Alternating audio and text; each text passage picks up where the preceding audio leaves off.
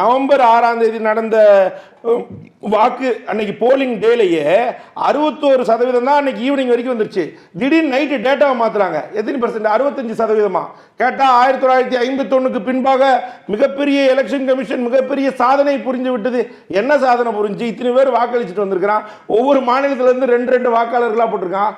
இதை விட மிகப்பெரிய அச்சுறுத்தலான ஒரு சம்பவம் என்றால் ஃபார்ம் 8ன்னு ஒரு 8 கொடுக்குறாங்க பீகார் மக்களுக்கு. பீகார் எஸ்ஐஆர் இங்கே கொண்டு வந்துருவீங்க, ரைட்டு. பீகாரில் போய் அவர்கள் வாக்களித்து விட்டு form 8 the shifting and correction அதை கொடுத்தா அங்கேயும் வாக்களிச்சுட்டு இங்கேயும் வந்து வாக்களிப்பாங்க. பீகார் நடந்த மாதிரியே இப்ப இங்கேயும் நடக்க போகுது. அப்ப தமிழ்நாடு மக்கள் தான் இந்த இடத்துல விழிப்புணர்வாக இருக்க வேண்டும். நம்மளுடைய ஆட்சியும் நம்மளுடைய மக்களையும் நம்மளுடைய மண்ணையும் காப்பாற்றுகிற ஒரு முதலமைச்சராகவும் அதே நேரத்தில் எங்களுடைய தலைவர் ராகுல் காந்தியும் திட்டவட்டமாக இந்த கூட்டணி என்பது சித்தாந்த ரீதியாக இருப்பதனால தான் இந்த எஸ்ஐஆரை எதிர்க்க முடிகிறது.